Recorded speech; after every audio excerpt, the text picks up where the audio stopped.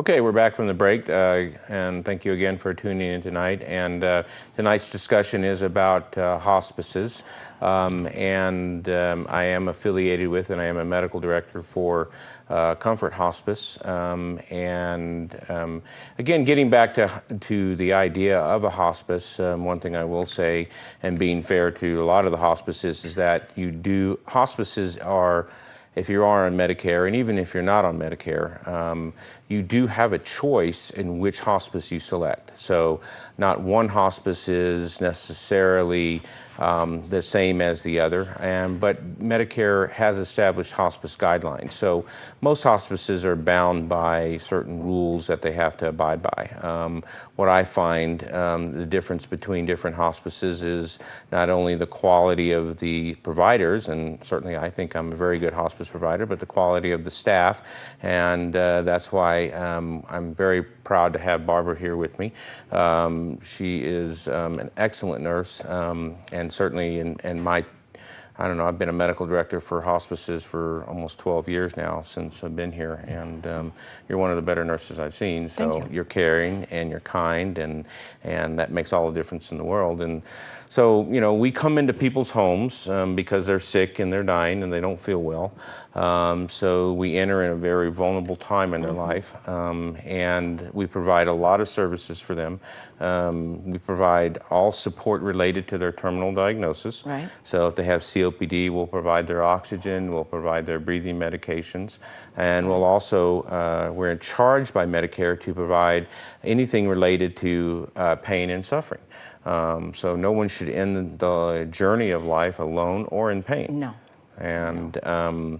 And so we have chaplains that come in and help with the spiritual side. I mean, a lot of people have a lot of end-of-life, you know, issues with guilt and, you know, things of that nature, that unresolved issues in their life. And we have counseling, social workers that help with some of the unfortunalities that people don't plan for. And placement, sometimes you have dementia patients, you know, they need to be placed in a nursing home, and they need to be placed in extended living care. And people don't know how to find their way through the maze of this architecture of healthcare. They don't, and it's a very complex, complex to get through it. I even have trouble with it all. And all the rules and regulations change, and so I guess the good thing is you try and stick with what you know well. Right. Don't try being an insurance salesman if you're a doctor, right? I had this deal with the bank. You know, I don't tell them how to practice medicine, and they don't tell me how to borrow money. So I guess that's basically it, right? Exactly. So I mean, and so I mean, one of the everybody knows about cancer, and with regards to hospice, one of the things is not being involved in aggressive therapy.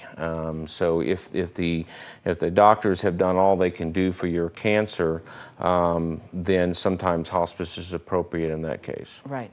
And I've seen some cases of squamous cell cancer and some end-stage cancers where the cure is worse than the disease. Oh, yeah.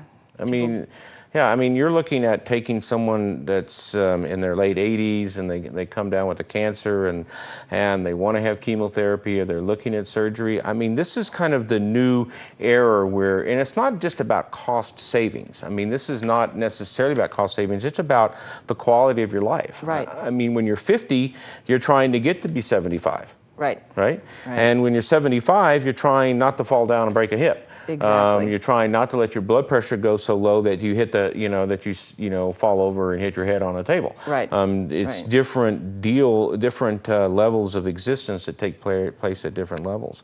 So one of the things that's real important for us is to bring up the quality of their existence so that, you know, we can help them. So I know why I like hospice. Tell me why you like hospice. I like going into the patients' homes and being able to talk with them and to help them in their home environment. They don't have to leave. They don't have to worry about how are they going to get to the doctor, how are they going to get to the nurse. I come in once a week. I see them, I help them with their prescriptions, I help them with any medical supplies that I can help with. You know, we provide people that come in and help with bathing, so I help arrange that. And the patients are really thankful that we're coming into their home and they don't have to leave. Exactly. They feel poorly, they don't want to go out, they don't want to have to travel, Right. and I can come in and see them. I'm also available by phone, so if they need something, they call me. Yep. And I'm more than glad to help. Yeah. And I like being able to do that. And It's you're not a job. you're my right hand, because I mean you're going out there and assessing the patient, and then you're calling me, and we're deciding on a treatment that can best alleviate their symptoms. So Right.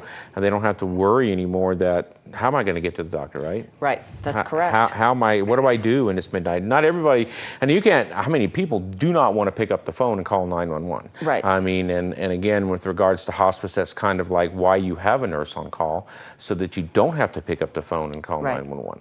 Right. And, you know, Medicare, there's this whole thing, and a lot of people have heard this, but I don't know if it's stated quite this way. It's called 90 and 90, and what that means is the government has known for a long time that you spend 90% of your healthcare dollars in the last 90 days of your life.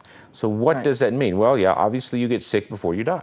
And Right. so in this cost-saving mode, we look at, you know, hospice is a benefit for not only the patient, but it's also kind of a benefit for Medicare, because it is what they call a capitated program. And if you don't really understand what capitated programs are, that means the hospice gets paid X amount of dollars Right. per month to manage that terminal illness, okay? And that's all they get. They you know, they really don't bill Medicare for anything else. So Right. they have to be cost conscious. And someone says, well, I have to die in 6 months. Well, no, that is not true. And I'm No. here to bust that rumor. Right, right. No, you We don't. have patients on that have been on hospice for, what, 5 years? Yeah. Yeah. Yeah, we have one that- And so it's only that, you know, do you continue to decline, and do you continue to show that your disease, whatever that terminal illness is progressing? And that's part of your job too. Right, right. I have to watch the patient and see that there is a decline. Right. And sometimes it can be as little as losing some weight or not being able to go out to Walmart anymore where you used to be able to go. Exactly. And so we just have to show that there is decline. Right, and that's So- true. And so it's a subtlety sometimes, but and listen, there are some people that actually get better. Right. And Yes, we there have are. to discharge them from hospice. So, Right. I mean, that's actually an honor, right? So, yeah, sometimes that's a good thing. Yeah. And we come in and we take such good care of the patients by seeing them once a week Right. and watching for those infections or whatever that we can get them better. Right. And they're I mean, we discharged. provide that support that they've never had before. Right. And when we do that, then all of a sudden they start figuring it out too, and they actually get better, and they're Right. happy to. Although they do become a little dependent on the services we provide. They do. I do know that. They do. They become So it dependent on becomes the a nurses. dilemma because those services aren't available. Home health is limited. There Right. are a lot of limitations on what home health can do, and I don't know if have you ever done home health? I have done home health, yes. Okay. Yep. And and we're going to be going to break here pretty soon, so maybe after the break we can talk a little bit about, you know, the comparisons between home health and hospice. Right. Again, callers and viewers, I want to let you know that if you do have any questions about hospice or services or basically anything else, the phone line is 727-8750, and we'll be right back after this break. Thank you very much for tuning in tonight.